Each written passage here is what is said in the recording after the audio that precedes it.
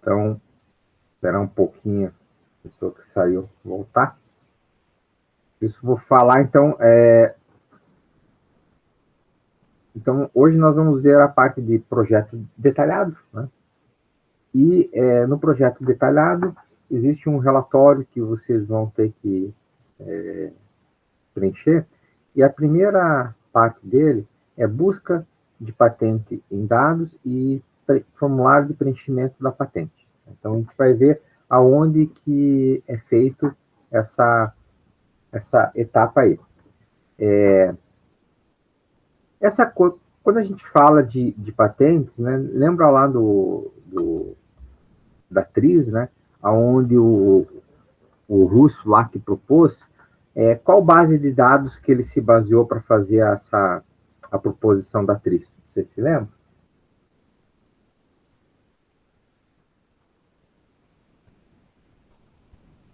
Aonde que ele fez?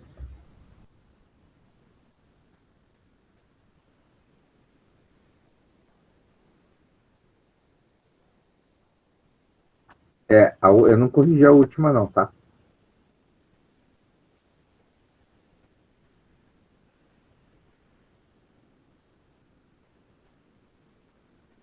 Você se lembra aonde que ele fez a busca lá, o alemão, não? Patente, mas aonde, Renato? Lembra aonde que foi?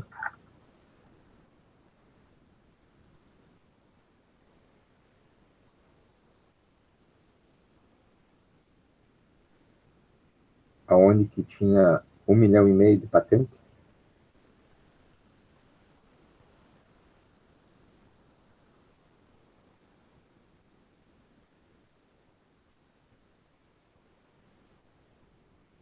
Precisa saber o nome da empresa e tal, mas o país.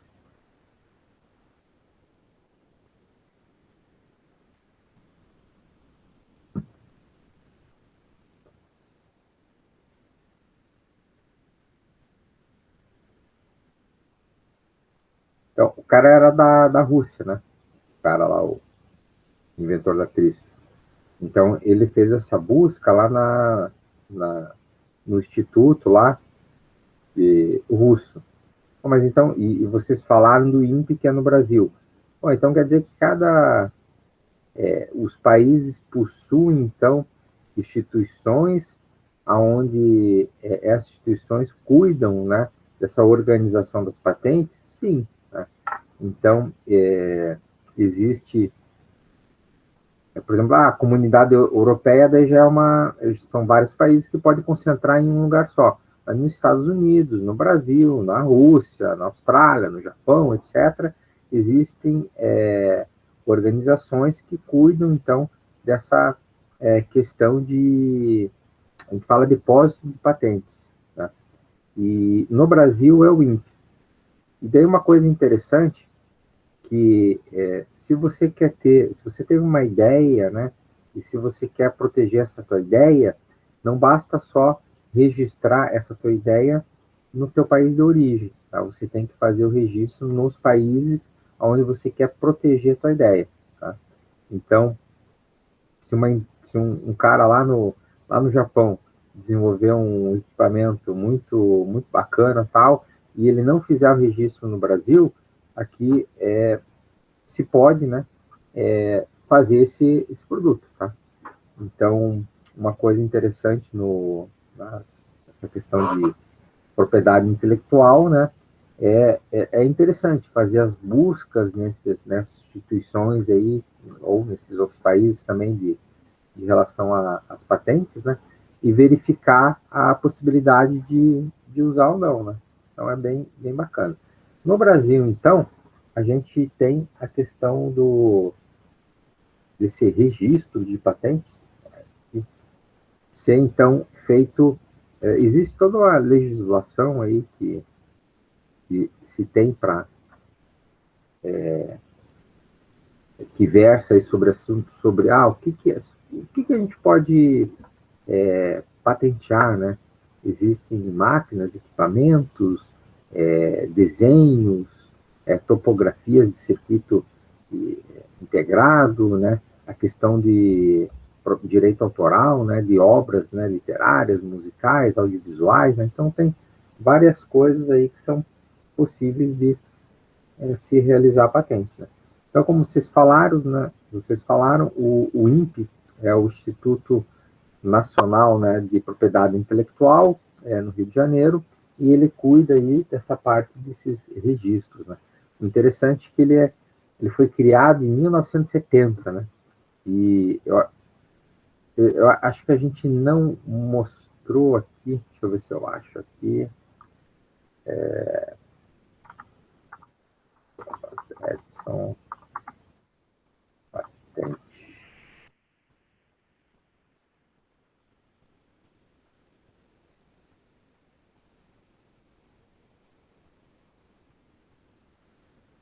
Onde está?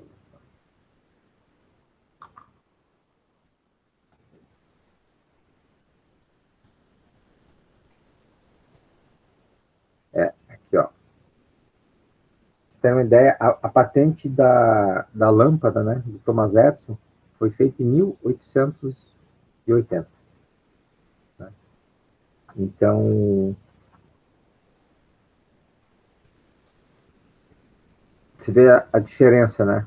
Que em 1880 os Estados Unidos já se preocupavam com essas coisas, né? Muito motivado por, né, a questão da Revolução Industrial na Inglaterra, e o desenvolvimento começou a intensificar essa parte de desenvolvimento de máquinas e equipamentos, quem podia fazer, quem podia copiar e tal. E nos Estados Unidos, né, já desde 1880, a gente tinha essa questão dos registros, né, e proteger, né, quem estava propondo essas ideias. Né.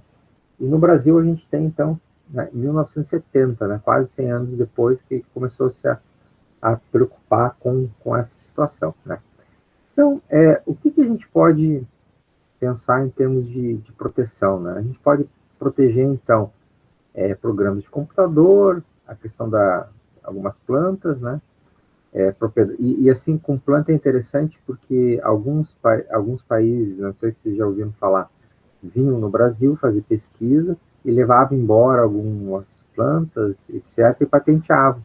E daí o governo brasileiro, para usar ou envolver alguma parte comercial, ele, em alguns países, não podia porque estava patenteado, né, de outro país. Até teve casos que foi entrado, né, acho que no Tribunal Internacional, pedindo, olha, essa planta é natural do Brasil, a empresa que patenteou em outro país não pode fazer isso daí. Acho que foi até conseguido ganho de causa, né, para essa situação. Mas você vê que é interessante, né, se tentar para esses casos. Direito autoral, circuito integrado, e o que a gente vai observar mais é a questão da propriedade industrial, tá? Então, aqui tem algumas definições sobre cada uma desses conceitos que se pode estar patenteando. A gente vai focar mais na propriedade industrial que ela vai abrir, tá? Então, a gente pode ter a questão de indicação geográfica. Alguém tem algum exemplo de propriedade industrial de indicação geográfica?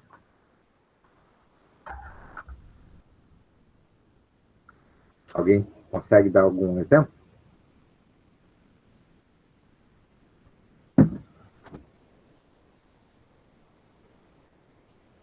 Bom, todo mundo acho que é maior de idade. Vocês apreciam vinhos e similares?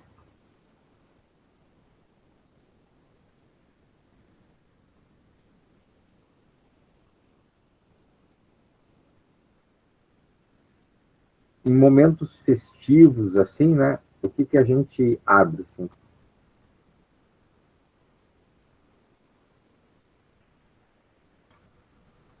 O champanhe, né? Uma champanhe. E champanhe, se a gente for no mercado hoje aqui, a gente encontra champanhe, escrito lá, champanhe. Hoje é espumante, né?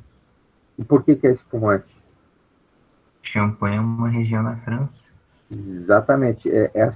Os produtores lá dessa região, eles fizeram, então, essa reivindicação de patente industrial, onde somente os produtos de lá podem ser denominados de champanhe. Então, mas por incrível que pareça, alguém é do Rio Grande do Sul aí, não? É, do Rio Grande, tia. Então, no Rio Grande do Sul, tem lá a Peter Longo, que é uma fabricante de espumantes, que ela obteve na justiça o direito de ter um produto chamado champanhe, porque ela começou a desenvolver e comercializar, e até acho que ela tinha registrado no Brasil o produto dela. Então, no Brasil, não sei se no mundo, no Brasil, ela pode, né, chamar um produto lá de champanhe, porque foi antes, né, ela registrou antes que esse pessoal da França fizesse no Brasil, né? E a gente tem, com relação a produtos alimentícios, né, ou bebidas, a gente tem algumas desses outros exemplos, né? Por exemplo, o Vale dos Vinhedos também, ele tem uma indicação, né, de denominação de origem, né, onde os vinhos que são feitos naquela região, a uva daquela região e a produção daquela região, ela vem uma indicação geográfica no rótulo, né? Então, esse é um dos exemplos, né? A questão de marcas, né, todo mundo conhece, então, o cara vai lá, cria uma marca e patenteia, né? E até a Coca-Cola, a marca dela é patenteada. O produto dela lá, o químico, não é patenteado. E se sabe por que ela nunca patenteou o produto? Acho que seria para não ter que revelar a receita, né? É isso daí. Ou pelo menos dar uns indícios, né, das coisas que colocam lá, né? Porque numa patente a gente vai ver que você não precisa colocar assim, tipo, você vai colocar as principais coisas que tem no teu produto, mas você não precisa detalhar em termos de... Alguns colocam, né, detalhe em termos de porcentagem, etc, etc. Mas tem alguns inventores que preferem, não, eu vou colocar lá os componentes e eu não vou colocar porcentagem para não dar tudo de mão beijada, né? E tem alguns que optam por, não vou colocar nada e se o pessoal descobrir, paciência, né? Tanto é que vocês sabem, no Brasil a gente consome bastante Coca-Cola, né? A, o xarope, ele é feito aqui no Brasil?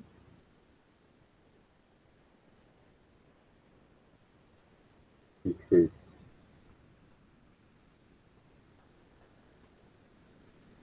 Um tempo atrás a gente visitou aqui a Coca-Cola aqui interessante da Coca-Cola que é meio que terceirizado tudo, né? Então tem uma empresa aqui no Brasil temos uma empresa mexicana de bebidas que presta serviço de envase da Coca-Cola para a Coca-Cola, tá? Então, a Coca-Cola não tem uma fábrica aqui, né? Ela terceiriza o modelo dela, né? De envase. Mas o xarope, né? Que é a concentração da Coca, não é feita no Brasil. Ele é feito ele é feito no mundo, né? Ele é feito em Atlanta, nos Estados Unidos, e de Atlanta parte, né, a distribuição, né, para as regiões do mundo aonde são envasados, né? Então é que nem aquela história que a gente vê da vacina do IFA, né? Feito num lugar, distribui para os outros e daí dilui, né, algumas coisas e para ter o invase do produto, né? Então são para o quê? Por que é isso daí? Para proteger como é feito, né? Imagine se a empresa tivesse a produção, né, distribuída em vários locais, né? É um risco maior que se tem para vazar, né, a questão da fórmula, né? Então a estratégia, cada empresa vai ter uma estratégia, né? Então aqueles grupos que estão propondo serviço, né, vocês vão patentear a questão da marca, né?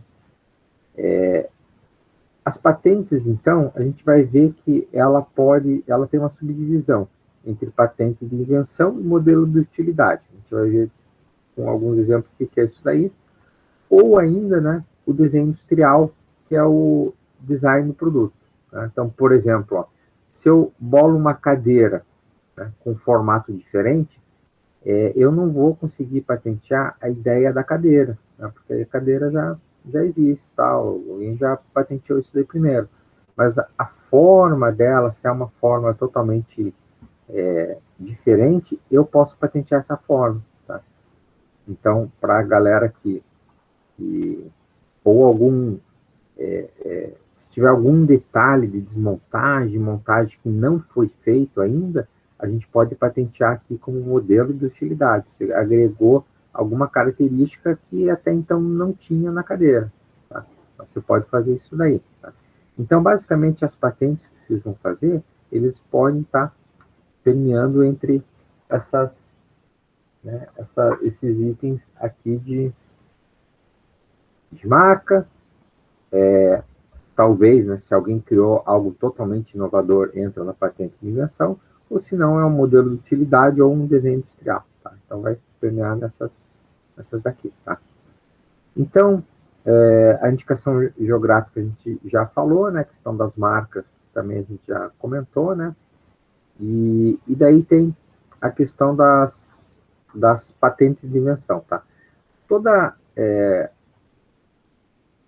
Para que se tem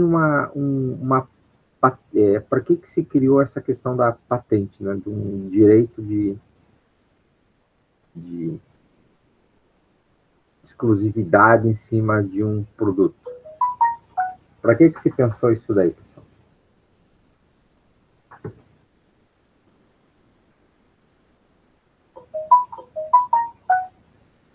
O que vocês...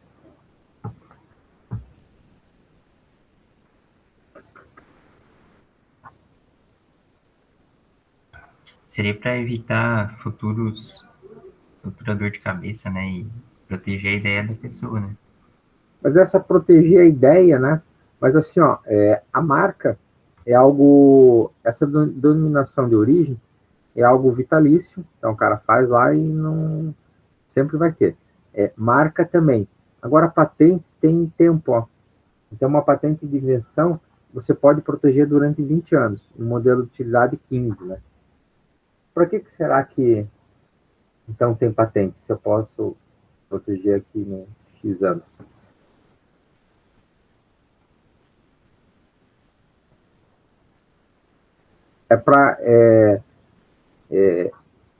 Para você criar alguma coisa, né, você vai ter que ter um investimento, você vai ter que investir, né, nesse processo de criação. Então, a ideia dessa proteção por um tempo é justamente resguardar essas empresas, né, ou essas pessoas físicas que gastam, né, recursos para desenvolver algo novo. E a ideia é que esse tempo aí de 20 anos, 15 anos, seja um tempo adequado para a pessoa recolher, né, usar os lucros, né, dessa ideia, né, recuperar um investimento que foi feito, né. Então, um exemplo bem claro que a gente tem isso daí, né, foi nesse desenvolvimento das vacinas, né. Vocês chegaram a ver como é que foi o processo aí por exemplo, da Pfizer, como é que foi por que eles conseguiram desenvolver algo em tão pouco tempo e não sei se chegaram a ver que alguns países, por exemplo, o Canadá ou a França, ou não, Canadá e Reino Unido, que foi mais divulgado, eles compraram vacinas para 2, 3 vezes a população. Vocês ouviram essa?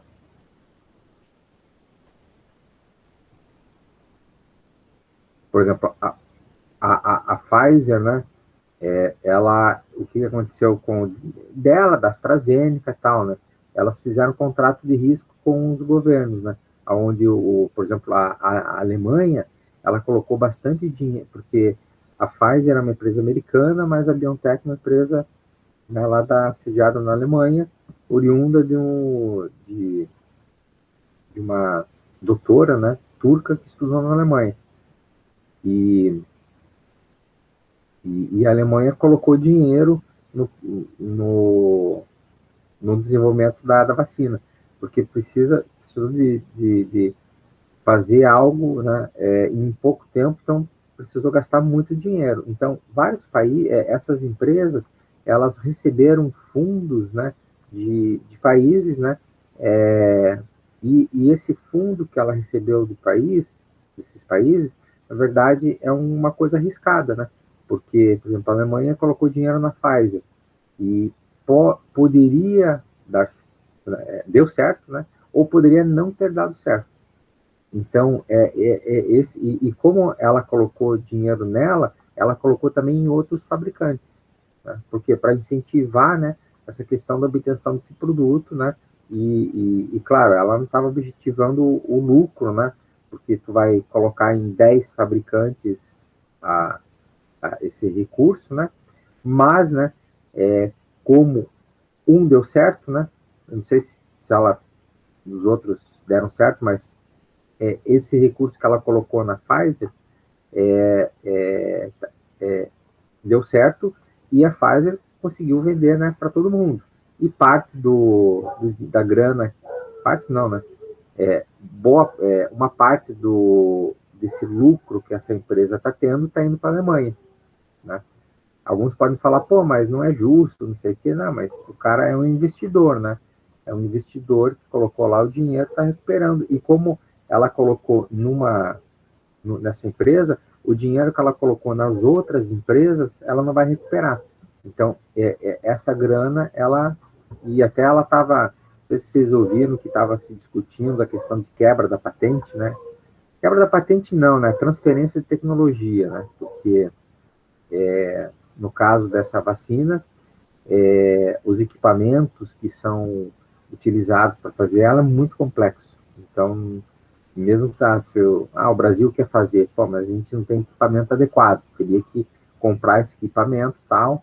Então, a ideia a Alemanha não estava querendo. Fala, não, a gente não quer deixar livre isso daí. Por quê? Porque ela gastou um certo dinheiro em várias empresas, né, e estava querendo recuperar a grana, né?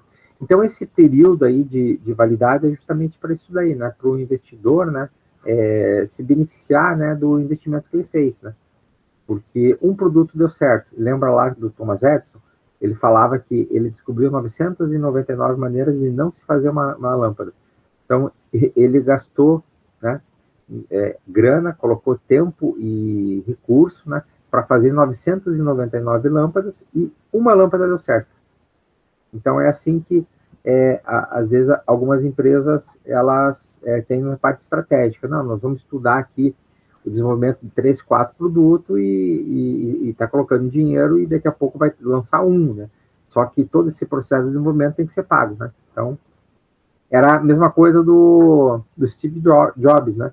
Lembra que naquele filme lá, que tinha um computador, tinha um produto dele que rendia bastante dinheiro, os outros eram tudo fracasso. Então, tem que se proteger, né? Então, essa questão da proteção é por causa disso. Ah, mas então quer dizer que depois de um certo tempo está livre? Sim, depois de um certo tempo a patente cai e está livre, né? Um caso bem bacana é das impressoras 3D. Hoje, né, várias pessoas, né, podem possuir, né, porque tá bem barato, com R$ 1.800, hoje tu compra uma impressora 3D e tem na tua casa funcionando super jóia. Mas em 1994, 98, quando foi feito, a empresa patenteou a ideia e durante um certo tempo ficou restrito, né, ao uso da tecnologia de um tipo de processo para aquela empresa. E daí outras empresas acabaram criando outros processos, né, para poder patentear e poder entrar nesse mercado, né? Assim que acabou a seu período de validade, né, várias pequenas empresas conseguiram produzir, né, impressoras e baixar o preço assim enormemente, né? Então, o interessante desse tempo de proteção é que ele expira num determinado momento, daí você pode fazer, né? É bem interessante. Então, quando a gente fala aqui de patente de invenção, é alguma novidade, né?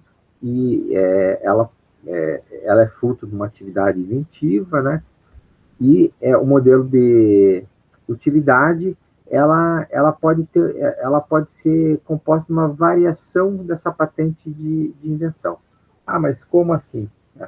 Por exemplo, aqui, ó, esse aparelho aqui, é uma patente de invenção, né? Ele, ele foi o primeiro equipamento capaz de transmitir e receber sons de voz. É o 1. Esse daqui, ele já é o quê? Essa questão da funcionalidade de transmitir e receber essa questão de voz já existia aqui, mas você vê aqui que ele fez aqui, você tinha uma só saída para falar e para ouvir. Esse aqui ele já fez o quê? Ele fez uma modificação, né? Ele pegou e já fez, não, aqui tem uma parte aqui que a gente fala, tem uma parte aqui que a gente escuta. Né? Então, esse daqui é um modelo de utilidade, né? Ele fez uma variação, né, significativa baseado no modelo de invenção, aqui, da ideia. E esse outro aqui, ele é totalmente de plástico, ele pode ser patenteado como desenho industrial. Né? Então, esse cara, ele teve a ideia, vou fazer todos os componentes de plástico. Ele foi lá e patenteou esse produto, né?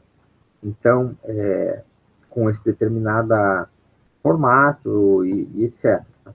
A mesma coisa aqui, esse outro modelo aqui de telefone, foi incorporado o quê? O teclado. Né? Aqui, ó, o disco de coisa. Então, é uma patente de invenção. Depois, foi também feita uma modificação aqui, né? Onde aqui o cara, não sei se vocês já viram, né, como é que se usa isso daqui, o cara pega com uma mão aqui, né? E pega com outra mão aqui, né? Só que são separados, né? Então, fica de um lado, fica do outro. Então, nesse modelinho aqui de utilidade, já se pensou numa uma mão aqui pegando a haste, e essa haste tendo a parte da escuta e da fala, com um disco. E aqui um modelo de design industrial, né? O cara pegou essa ideia aqui e fez uma aplicação nova, você vê que conceitualmente não mudou muito. Tá? E aqui, o que foi feito? Foi feito todo um sistema digital aqui numa placa, né, com um teclado, né, que antes era com esses discos aqui. Né? Tá bem interessante a escagem aqui. E aqui, então, é uma patente de invenção, né? Então, teve uma evolução significativa. Aqui daí são modelos de utilidades, né, que foram criados, e aqui um design industrial, né, baseado no modelo anterior. Né? Ficou claro para vocês a diferença de patente industrial e modelo de utilidade e design e desenho industrial?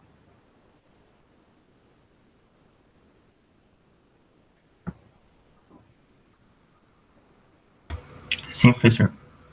Beleza. Então, o que é patenteável? Máquinas, equipamentos, produtos químicos, ferramentas, componentes, dispositivos variados, processos industriais, né? Método de obtenção de plantas e animais. Né? Tem algumas coisas que não são patenteáveis, tá? Que também tem aí escrito. Né? A parte de desenho industrial a gente já comentou, né? Que o cara ele não precisa inventar um mouse, né? Ele pode pegar o mouse, mas ele pode colocar um formato, né, mais ergonômico, tal, no teu mouse, cores e quais são as partes daqui. Isso daí ele pode patentear como desenho industrial, né? Então, desenho industrial possibilita, e a gente tem bastante essas obras aqui que é quase ela tem uma função original de uso para sentar, mas é quase como uma obra de arte, né? Então, o design pode patentear aqui, ou que nem esses produtos aqui, que além de mesa, né, vir aqui, tem uma funcionalidade tem outras funcionalidades, né? Então, isso daí ele pode patentear, tá? Tem algumas coisas, então, que são necessárias para fazer esse pedido, tá? que é um documento chamado, então, documento chamado pedido de patente, né? Esse documento, aonde que a gente pode obter esse documento? Lá no INPE, né? Então, a gente vai entrar lá no INPE, vocês vão ver o documento que precisa, tá? E esse pedido de patente, ele tem um certo processo, ele é um pouco lento, né? Onde a gente precisa fazer o pedido e depois vai para esse órgão aí do INPE, aonde tem lá toda uma... vai ter uma pessoa que vai pegar esse teu pedido e ele vai fazer uma busca interna nas patentes do Brasil e em outros lugares, né? Também para ver se se caracteriza aí com um pedido que você está patenteando, tá? Aonde que aqui, né, são exemplos de instituições aonde vocês podem estar fazendo busca, né? Ah, mas essa busca é para quê? Essa questão da busca vocês podem usar em dois momentos, né?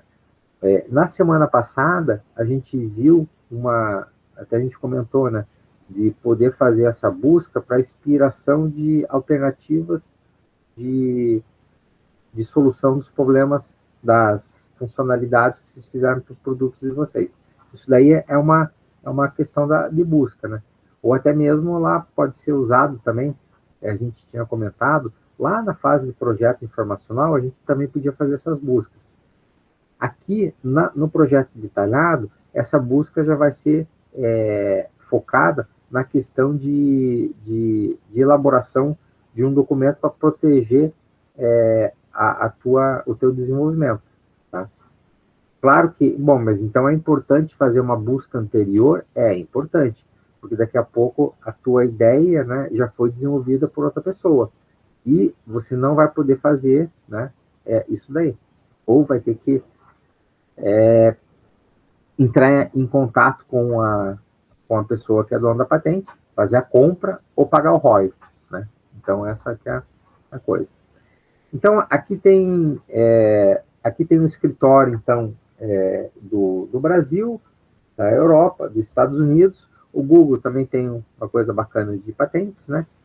E existem daí algumas bases de dados, tem algumas empresas que elas vendem um serviço de software aonde e as grandes empresas têm daí esse serviço, aonde esse software faz a busca nesses outros lugares, né? E consegue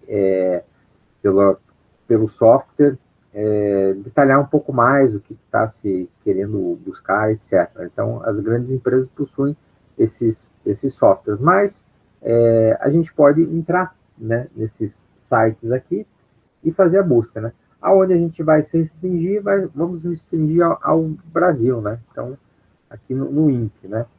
É o que vocês vão ter que fazer, né? Então, lá no INPE, o que vocês vão encontrar, né? Vocês vão estar encontrando, né? Até na aula passada a gente entrou, né? Vocês vão estar encontrando possivelmente um esboço, né, do produto e uma descrição, né? Então, isso daí você vai encontrar no INPE e é basicamente, para quem está fazendo o produto, é algo parecido com isso que vocês vão ter que fazer, né? Ah, mas o meu é a marca. A marca, daí vai ter a marca aqui que você está fazendo, uma descrição aqui também do que quer, né? Então, vai ser algo parecido, tá? Essa escrita do pedido de patente, tá? Ah, claro que não é de graça, né, pessoal? Para você manter a tua patente ativa, todo ano você vai ter que pagar. Ah, você não pagou, daí perdeu o direito de usar a tua patente, tá? Então é algo que vai ter que dispor aí de uma graninha para fazer isso daí, tá?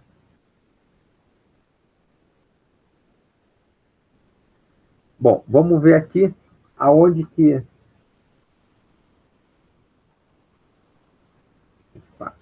E, então, nessa parte aí de busca de patentes, né? Quer dizer, agora a gente vai...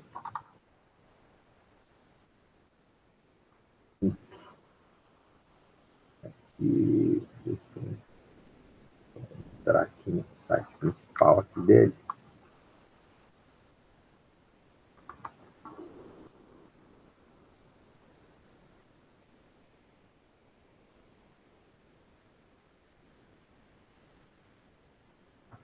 Então, aqui no INPE, né, vai ter descrito aqui a questão das coisas que são patenteadas, de mais informações, que a gente já viu alguma coisa, né?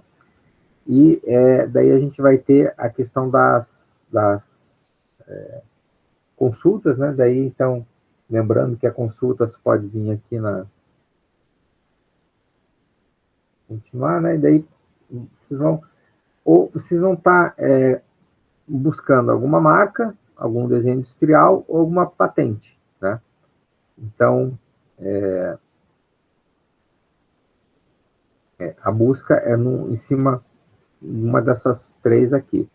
Daí você clica, por exemplo, questão da... usando lá uma cadeira, né? Então, você coloca lá o número, pesquisa, daí vocês vão achar aqui, né, os itens relacionados com a cadeira, daí vocês vão ter que fazer uma... Claro que vocês podem refinar um pouquinho, né, para não aparecer tanta...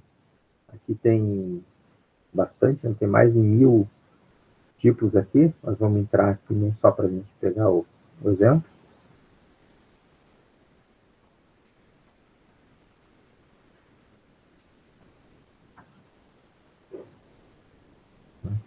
Então, aqui, por exemplo, né, vai ter é algo parecido que vocês vão ter que fazer, né? Vocês vão ter que fazer um resuminho e colocar um desenho aqui com algumas indicações aqui, ó, um relatório descritivo aqui a ser preenchido para fazer o depósito dessa patente, tá?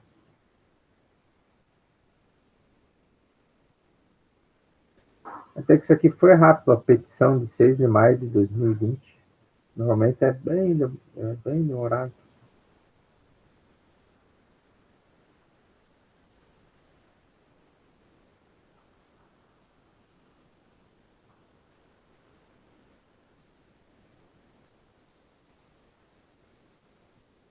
Daí que ele colocou aqui, ó, o presente produto trata-se de modelo de utilidade, né? Então não é patente de invenção, né? Que conjuga conforto, elegância, praticidade profissional, tal. Daqui tem uma descrição, né? Por que ele acha que tem esse modelo de utilidade não se tem. Então a ideia é o quê? Eu estou fazendo um certo produto, vocês vão ter que fazer a busca para ver se esse teu produto, né, ele já não tem um modelo de utilidade já patenteado. Se por acaso, professor, estava fazendo aqui um produto, aqui eu fiz lá o projeto e deu exatamente igual esse daqui. Então, você vai fazer o quê? A patente de um desenho industrial, né? Então, na verdade, você vai ter que mudar alguma coisa, porque se você fizer exatamente igual desse cara aqui, você não vai poder fazer, né? Ou pelo menos legalmente não vai poder fazer. Vai ter que fazer alguma mudança estética, né? E talvez algumas funcionalidades que o cara colocou aqui, talvez tu não possa utilizar, né? Se for algo muito, for algo inédito, né? Mas daí você pode patentear o teu produto como modelo como desenho industrial, né? Daí tu vai voltar aqui em desenho industrial, né?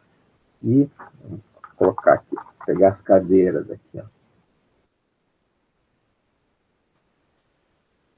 Não, aqui não. Aqui não é em cima, é embaixo aqui. Cadeira. Então você vê que tem muito mais, né? Desenho industrial tem muito mais pedidos aqui de...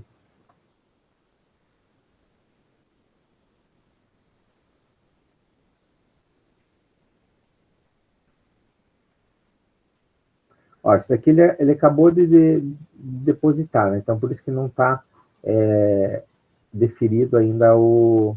Vou pegar o mais antigo aqui, 2020 aqui. Tá aqui a imagem. Então o cara fez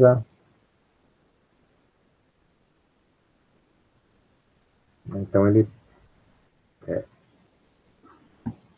não é inédito, né, a questão da cadeira, mas essa imagem aqui, né, ele somente pode, ele tem o direito de comercializar, né? Se alguém quiser, ele pode usar de meios legais, né, para isso daí que é complicado, né? Muitas vezes daí o pequeno professor, mas então eu posso entrar aqui na patente, me inspirar e às vezes até copiar? Pode, né? Pode. Só que daí esse cara aqui, que é o dono aqui, ele vai ter que ir atrás de você e ter até a Tramontina, ó. E daí tem umas configurações, mas eu trabalho numa empresa, a patente é de quem? A patente sai no seu nome, mas como a empresa estava te pagando, né, a exclusividade da empresa, e você pode negociar lá alguma coisa, dependendo da... Tem algumas empresas que dão, né, divide, né, alguma porcentagem com os funcionários, etc.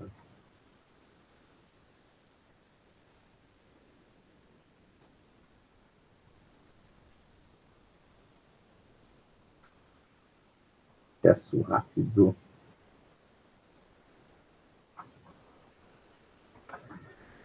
Bom, alguma dúvida com essa relação de patentes aí, pessoal? Então, a gente vai ter que você vai ter que fazer uma busca e depois preencher esses formulários aí de, de propriedade, tá?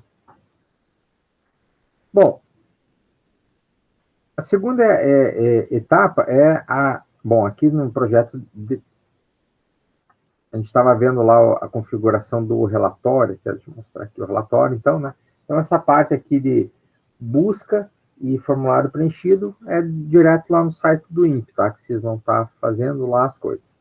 A outra é o FMEA. Vocês já ouviram falar do FMEA?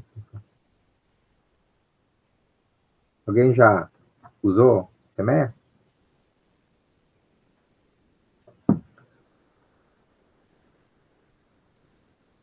Sim, não?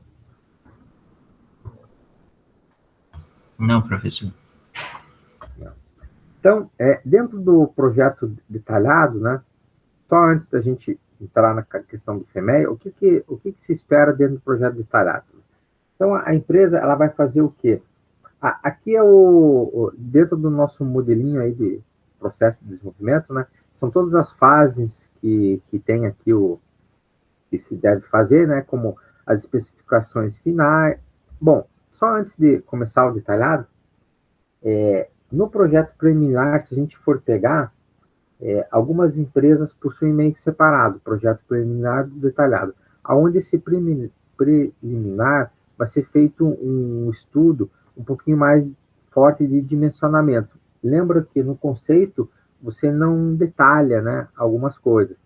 Então você pode detalhar hoje, né, no teu software CAD e nesse mesmo software CAD fazer algumas simulações, para você estar verificando na questão de resistência, a questão de se são componentes que têm várias partes, né? Você pode estar vendo a questão da abertura, fechamento, aspectos de montagem. Então, nesse projeto preliminar, você vai fazer todo um estudo para ver se aquela dimensão que tu colocou está ok ou não está ok. Então, você vai fazer essa análise. Alguns consideram que isso daí pode ser feito junto aqui com o detalhado. Você vai fazer essa análise e depois tu vai fazer a especificação final, tá? Mas antes dessa especificação final, é importante você avaliar de alguma maneira, né? No passado, que a gente não tinha essas questões de softwares muito evoluídas, o que o pessoal fazia? Eles desenhavam na mão mesmo o negócio, faziam uma análise preliminar, fabricavam o protótipo desse componente e faziam os testes, tá? Só que a solução não é muito... hoje é uma solução melhor, né? Você pode fazer essa análise prévia virtualmente e já colocar no protótipo já uma opção que já foi previamente analisada no CAI, né? Então, esses detalhezinhos são bem importantes, né? Depois que você tem definido isso daí, né, você parte, então, para o detalhamento, né?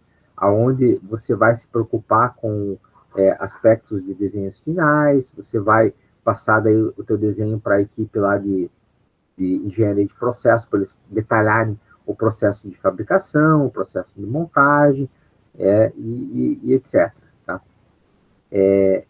Esse tipo aí de configuração, ele é muito importante para uma empresa fazer quando você tem vários componentes, né? Então, se você tem o teu produto principal, ele é composto de vários outros produtos, que você pode estar subdividindo também esses outros produtos em pequenos agrupamentos, né? Então, por exemplo, esse produto E1, ele é composto do módulo T1, do módulo G1. Esse G1 é composto de duas componentes T3 e um G11. E esse G11 é composto de todos esses aqui. Então, esse tipo de organização é muito importante ser feito para você organizar, né, a tua previsão de fabricação e até mesmo, talvez, de terceirização, né? Porque você pode pegar e falar, bom, então esse G1 é feito aqui de esses 4 componentes, eu posso comprar isso daí direto numa empresa, né? É onde eu vou me preocupar só com, ou, né, claro, nas montadoras de automóvel, né, eles se preocupam somente com o quê? Com esses itens aqui, e muitos desses itens aqui, na linha de fabricação, quem está fazendo a alimentação dessas peças é o próprio fornecedor, né? Então, é uma logística, assim, bem interessante, né? Galera de logística aí é bem forte, porque, e às vezes tem algumas plantas e a fabricação a gente fala sistemista, né? Então, a gente tem a montadora principal e os sistemistas, que são os caras que fornecem componentes para a empresa principal. Então, bom, mas qual que é a vantagem de você ter um sistemista alimentando tua produção? Qual que é a vantagem da empresa aqui que é dona aqui do produto? Por que é interessante ela ter o sistemista lá no chão de fábrica dela, alimentando ou sendo responsável por alimentar? O que vocês acham?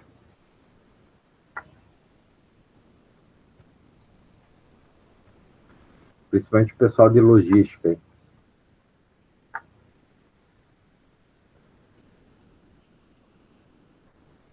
Tem uma ideia?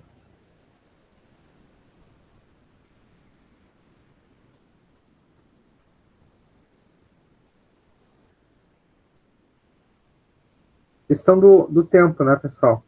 O tempo aqui, ele é bem importante. Então, para sair esse produto aqui, né, é necessário ter todas essas montagens. Então, só que a montagem principal é essa daqui, ó. Montagem. Vocês já ouviram falar do Lean Manufacturing?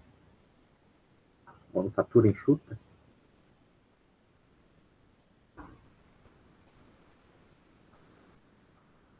Já ouviram falar, não? Então, é nesse conceito que foi bem intensificado, né?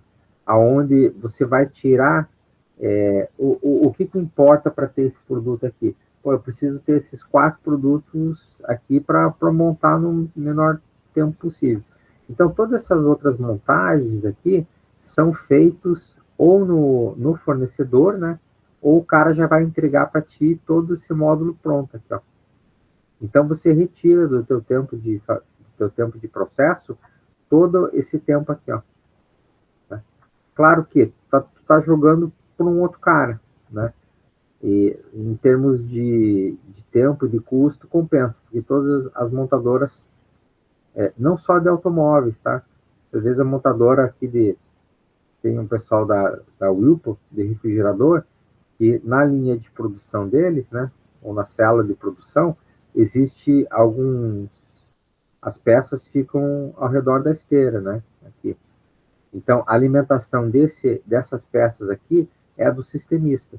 E daí, ou o sistemista tem na própria planta aqui máquinas para prover essa alimentação, ou, né, ele é vizinho dessa empresa. Então, ele aluga um galpão perto dessa empresa e fica aqui com as peças que são necessárias para cá.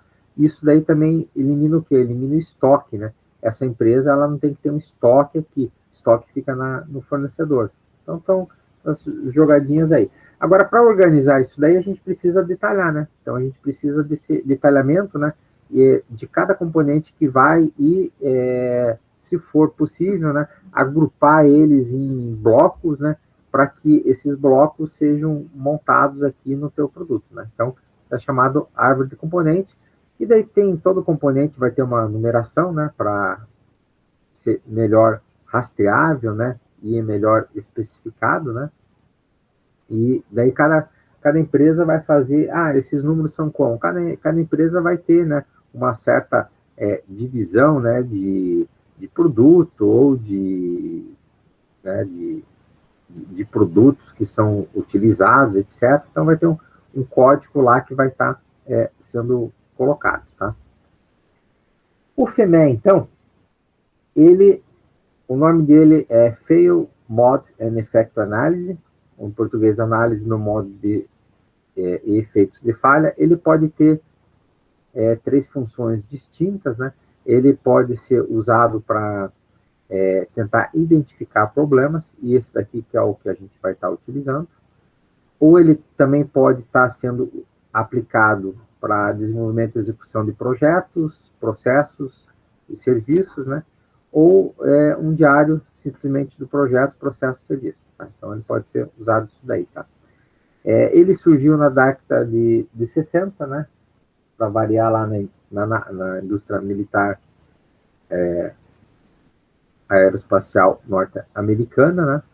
E ele pode ter dois formatos também, né? Ele pode estar fazendo aquelas 3 funções, mas em 2 aspectos, né?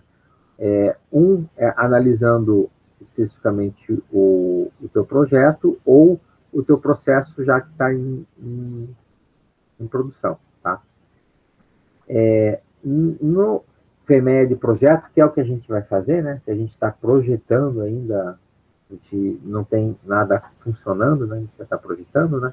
A gente vai ter que pensar como esse projeto pode deixar de fazer o que se deve fazer e, principalmente, né, também, o que devemos fazer para prevenir essas falhas de processo, de projeto, tá? Se a gente fosse aplicar ele em processos, também pensar como é que esse processo pode deixar de fazer o que se está fazendo, né? E que deve se fazer para prevenir isso daí, tá? O interessante é que dá para a gente mensurar de alguma maneira a questão da prevenção, avaliação e falha. Vamos ver como é que a gente faz isso daí, tá?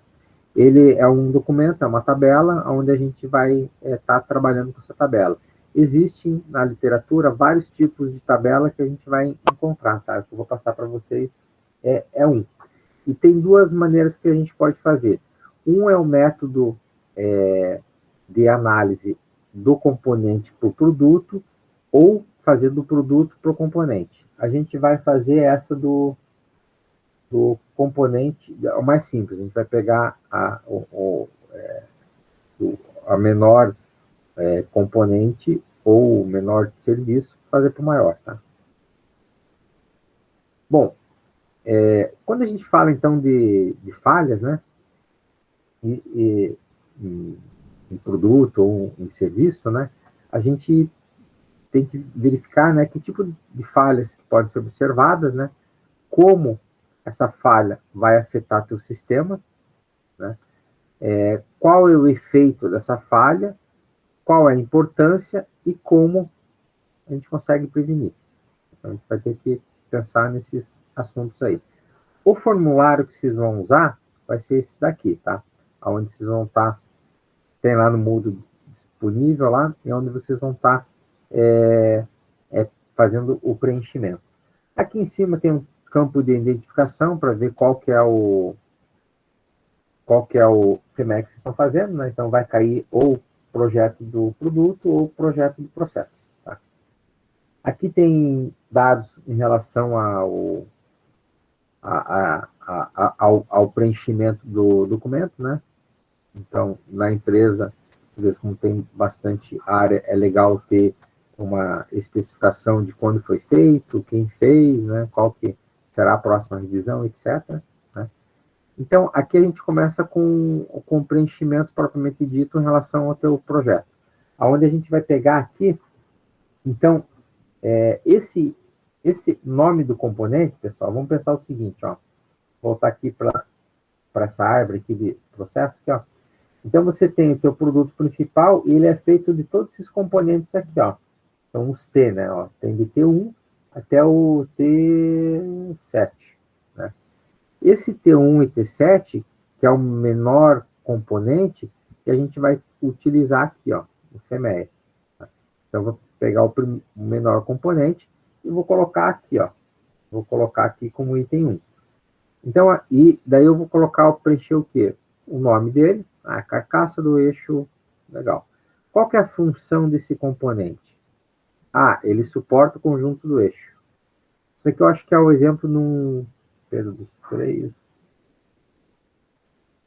Nem me lembro o que é isso aqui. Bom, que é de algum motor, alguma coisa.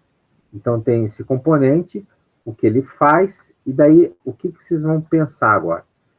Como esse componente pode falhar? Né? Então, nesse caso aqui, ele poderia falhar através de uma fratura e através de uma perda de ajuste na posição central. Então, são os dois métodos de falha dele. Daí vocês vão preencher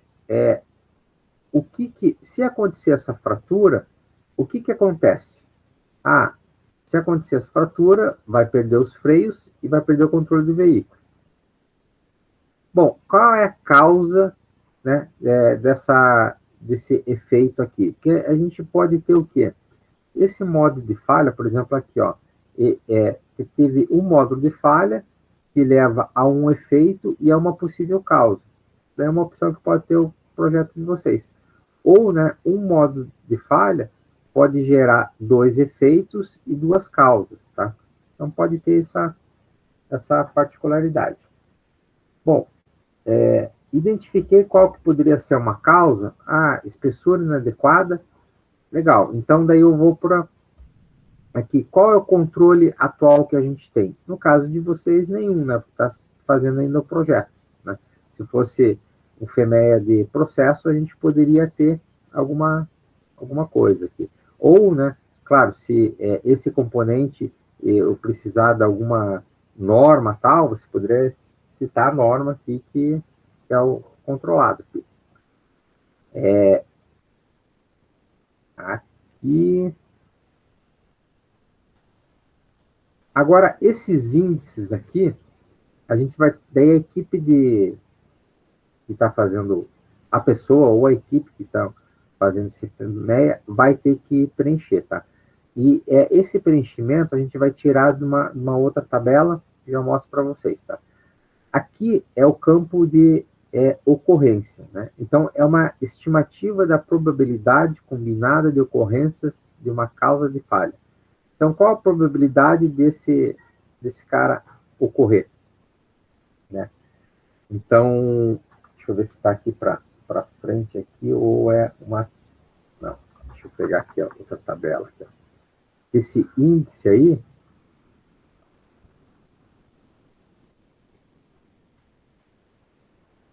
aqui, ó. Então, aqui é a probabilidade da falha, né? Então, o que esse índice de ocorrência, né? Vocês vão pegar, ele pode ser remoto, então é índice 1, ou muito alto, índice 10. Né? Então, aqui tem os índices que vocês vão se basear para fazer essa pontuação aqui de ocorrência. Né?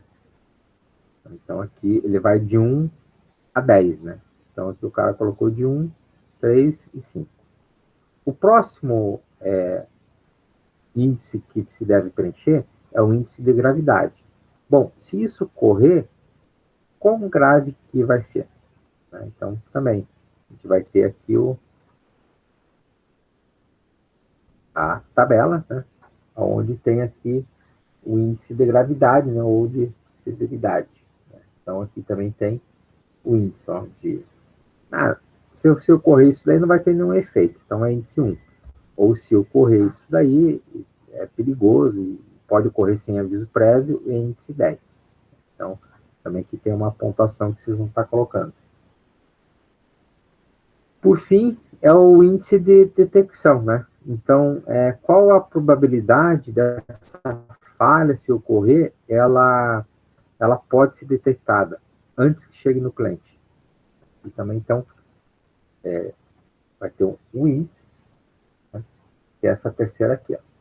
Então, aqui, ó, índice 1, e o pessoal vai conseguir identificar essa falha antes de ser entregue para o cliente, né?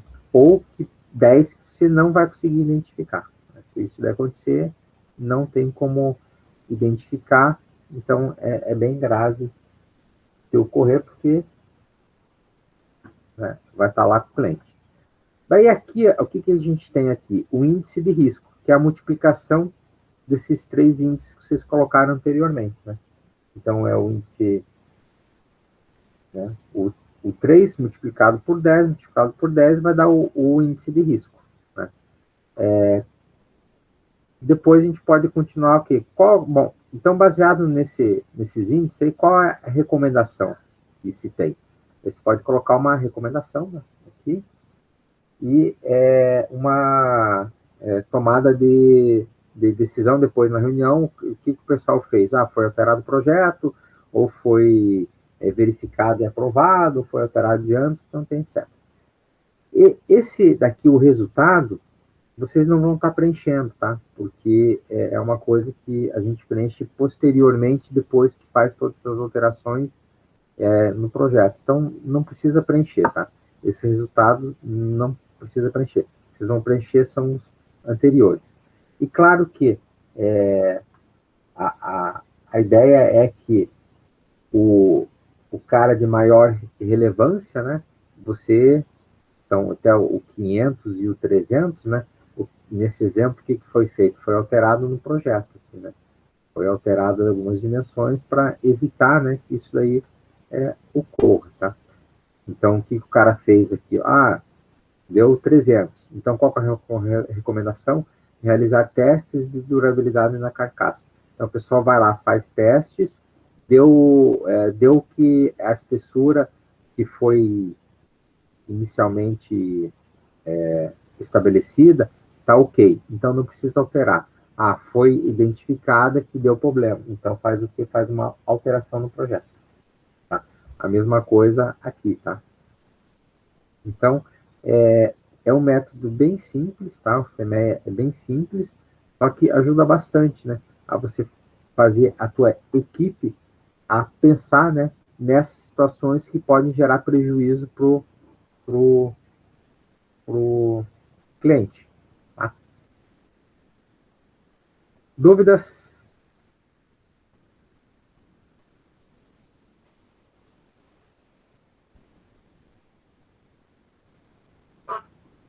Ninguém tem dúvida? A dúvida vai surgir depois que começar a fazer. Então é o seguinte, ó, agora a gente vai ter bom, daí, complementando aqui a questão do relatório, seria isso daqui, ó, seria a análise do FEMEA fazer essa tabela, tá? Essa tabela vai estar colocada lá, tá? Também deve constar no relatório quem está fazendo o produto, vocês vão fazer um desenho do produto. Professor, mas eu estou fazendo uma máquina que tem um monte de componentes, eu preciso detalhar esses componentes da máquina? Não, faz só o externo, tá? Faz só a carcaça. Eu estou fazendo eu fiz tem um pessoal que está fazendo o app, cara das páginas do app, tá? Tem que colocar lá, seria esse desenho das telas do teu app. Eu fiz lá um serviço, né? Então, faz uma descrição lá do teu serviço e faz a questão da marca, né? Coloca lá a marca do teu serviço que tu vai colocando, tá? Então, tem essa variedade aí, dependendo do produto, tá? Individualmente, agora vocês vão ter uma tarefinha individual, tá? Para entregar aí também até, colocar até quarta-feira que vem, que fazer FEMEA desse chuveiro elétrico, tá? Só que, mas eu vou ter que fazer, aqui são todos os componentes do chuveiro elétrico, tá? Vamos restringir, só para vocês praticarem, né? Alguns componentes aqui, ó, que é o componente 312, deixa eu ver aqui onde que está aqui, ó. Vocês vão fazer da resistência, que é o 55, tá? Que é o componente. Aqui tem vários componentes. Preciso fazer todos os componentes? Não. Vocês vão fazer do 55, vocês vão fazer aqui do 312X espalhador do bico, tá?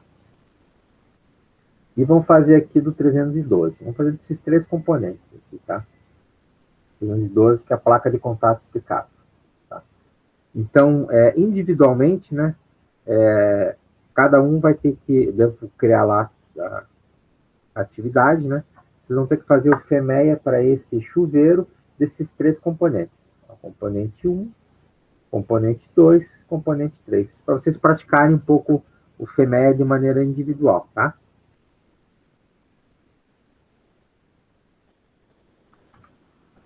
Ok? Então vamos parar a gravação que... Bom, até quando que é isso daí? Vamos colocar... Bom, eu já falei, né? Até quarta-feira, essa atividade individual, né? Até quarta-feira que vem dia 11, tá? Para aqui.